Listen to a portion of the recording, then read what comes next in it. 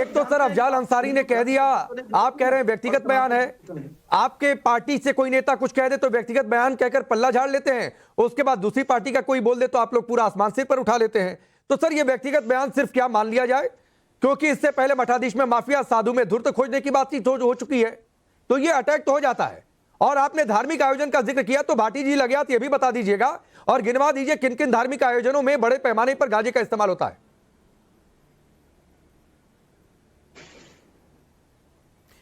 नहीं, पहले जो सवाल मैंने पूछा था और आपने भी दोहराया उसे एसएन सिंह ने जवाब तो नहीं दिया। ये इनकी राजनीति की सच्चाई है, इनके पास जवाब होते नहीं है। इन्होंने 10 आरोप लगाए। नहीं दिया। पूछ लेता हूं एक एसएन सिंह, नहीं, मैं बोल दूं, मैं बोल पक्ष में है कि विरोध में है? 20 सेकंड दे दे, केवल मैं 20 सेकंड बोल लूंगा। नहीं, मैं आपको 1 मिनट दे दूंगा। आपने कहा कि जवाब नहीं मिला और मैं भी चाहता हूं कि इसका जवाब आए। SN Singh 1 minute. भाटी जी चाहते हैं कि आप एक लाइन में बोलिए, गांजे के पक्ष में है कि विरोध में है?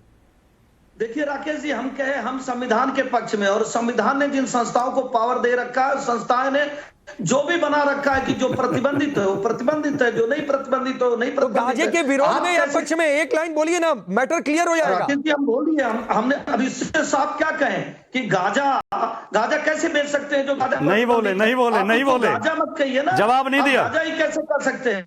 आप चाहते हैं प्रतिबंध हटा दिया जाए? कैसे कर सकते हैं? आप भी ये चाहते हैं सिंह की प्रतिबंध हटा दिया जाए?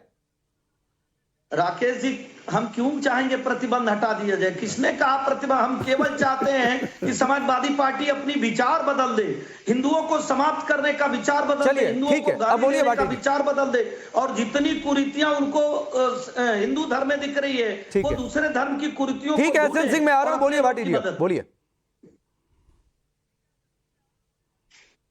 देखिए, उन्होंने जवाब नहीं दिया और वो न देंगे पूरी डिबेट में। मेरा दावा है जवाब देंगे नहीं कि गांजे के वो समर्थन में है या विरोध में है। दूसरी बात, इन्होंने जो 4-5 आरोप लगाए, एसएन सिंह जी सुन लो, अब आपके पास जवाब नहीं है, अब आप सुन लो।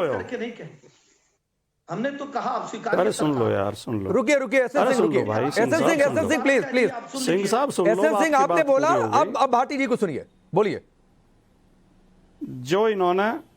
जो इन्होंने 4-5 आरोप लगाए राकेश पांडे जी, उनमें से एक आरोप जो ये कह रहे थे हिंदू धर्म धोखा है, वो कहा था डीएमके के नेता ने तमिलनाडु में। हाँ, ठीक। बाकी जो 4-5 हमारी पार्टी के नेताओं ने बोले वो सब राजनीतिक आलोचना थी, उसमें कोई। आदरणीय भाटी जी, आप एक वरिष्ठ स्वामी प्रसाद मौर्य समाजवादी पार्टी में नहीं है। प्रसाद मौर्य ने कहा हिंदू धर्म धोखा है।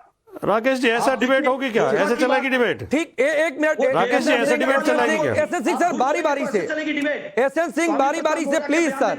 आपने एक बात कही, भाटी जी को सुनिए, फिर भाटी जी बोलेंगे तो आप सुनिएगा, फिर वो चुप हो जाएंगे तो आप बोल लीजिएगा, ऐसे ही डिबेट चलती है। रुक जाइए, बोलिए भाटी जी। स्वामी प्रसाद मौर्य समाजवादी पार्टी में नहीं है, पहली बात। दूसरी बात यह है कि भारतीय जनता पार्टी के मित्रों के पास या कोई और भी हो, जब उनके पास जवाब नहीं होते तो इसी तरह चिल्लाते हैं, शोर शराबा करते हैं, ताकि असली सवाल उसमें दब जाए आवाज में।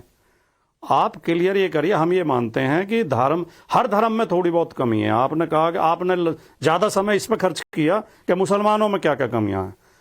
हम दूसरी बात आपने कही हम हिंदू के विरोध में, हम हिंदू धर्म को नष्ट करना चाहते हैं। भैया, अगर हिंदू धर्म नष्ट होगा तो हम भी तो नष्ट हो जाएंगे। हम भी तो हिंदू हैं। हम हिंदू धर्म की बुराइयों को नष्ट करना चाहते हैं, हिंदू धर्म के पाखंड को नष्ट करना चाहते हैं। हिंदू धर्म में धर्म का नाम लेके जो जातिवाद है, जो वर्ण व्यवस्था है, जो ऊंच नीच है, हम उसे समाप्त करना चाहते हैं। हम भारत के संविधान के अनुसार देश को चलाना चाहते हैं। आप धार्मिक पाखंडों के आधार पर देश को चलाना चाहते हो। हम में आप में केवल ये अंतर है। और आपसे ज्यादा बड़े हिंदू हम हैं। आप हिंदू धर्म का ठेका मत लिया करो, आपसे ज्यादा बड़े हिंदू हम हैं। अच्छा, मैं एसएन सिंह प्लीज सर, मैंने कहा सुनकर 1 मिनट मैं स्वामी चक्रपाणी महाराज के पास जा रहा हूं। स्वामी चक्रपाणी महाराज, आप संतों के बीच उठते बैठते हैं, कई मठों में आपका आना जाना, क्या सभी मठों में गांजे का इस्तेमाल होता है जो समाजवादी पार्टी के सांसद कह रहे हैं?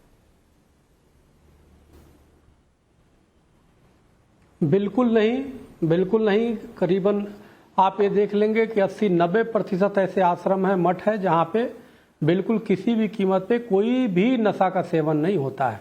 और देखिए क्या है कि अब जब व्यक्ति पूर्वाग्रह से ग्रसित हो जाता है तो उसको गलत ही दिखाई देता है।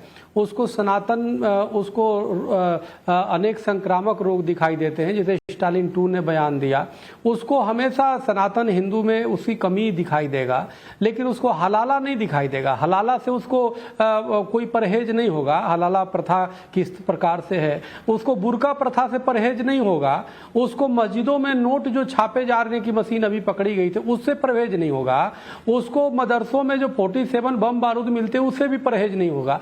लेकिन उसको जरूरी परहेज होगा कि इतने बड़े कुंभ का आयोजन कैसे होता है और साधु संत जो है जो अपना सनातन की ज्ञान देते हैं कैसे एक साथ एकजुट हो जाते हैं। अभी तो प्रसाद जिहाद हुआ, आप देखो कि पूरी दुनिया ने देखा कैसे एक मुख्यमंत्री जो अपने को सेकुलर कहता था, जगन मोहन रेड्डी, उसने पूरे देश और दुनिया के सनातनियों को चर्बी खिलाने का काम किया, जिसमें गाय की चर्बी, सुअर की चर्बी, मछली की चर्बी थे, और तमाम खिला करके धर्म भ्रष्ट करने का प्रयास किया। ऊपर से अब जो है ये जो है इस तरह की बयान समाजवादी पार्टी के नेता दे रहे हैं। और सबसे बड़ी दुख इस बात का है कि उत्तर प्रदेश जो राम और कृष्ण की धरती है, जहां पे अभी कुंभ होने वाले हैं प्रयाग में, और वहां पे इस तरह की बयान कुंभ को लेकर दिया जा रहा है, निश्चित रूप से सनातन का अपमान है।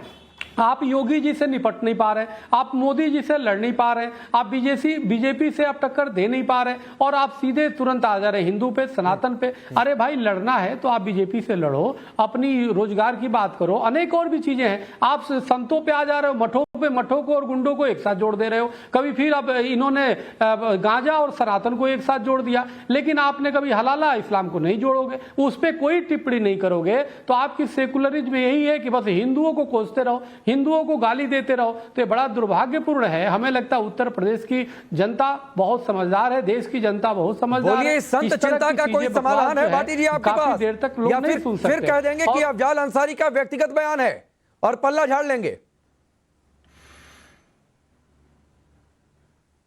नहीं जी, मैं महाराज जी से एक तो ये निवेदन करूंगा कि आप राम और कृष्ण की महिमा कम मत कीजिए। राम और कृष्ण की पूरी धरती है, केवल उत्तर प्रदेश नहीं है राम और कृष्ण का। अपने का राम कृष्ण की धरती है उत्तर प्रदेश की धरती। पूरी धरा धाम, पूरी धरा धाम राम जन्म से हुई है धन्य। निर्विवाद सत्य को विवाद से निकालिए।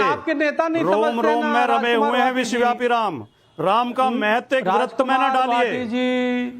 इसीलिए चक्रपाणी जी, आप तो महाराज हैं, आप तो इनकी तरह मत बीच में आप अयोध्या नहीं गए, इसलिए आप तो अपनी गरिमा का थोड़ा सा सम्मान रखो। नहीं, आप बोलने पे मजबूर कर देते हैं ना। मैं भी आपका अच्छा, मैं एक चीज चक्रपाणी महाराज, मैं एक चीज, भाटी जी आपने शुरू में कह दिया व्यक्तिगत बयान है। चिलम वाले बाबा किसने कहा था तंज कसा था? अच्छी आदत है। नहीं, देखिए सुनिए राकेश पांडे जी, राजनीति के तरीके से चलती है। जब ये हमें टोटी कह के व्यंग करेंगे तो हमें चिलम बाबा कहेंगे।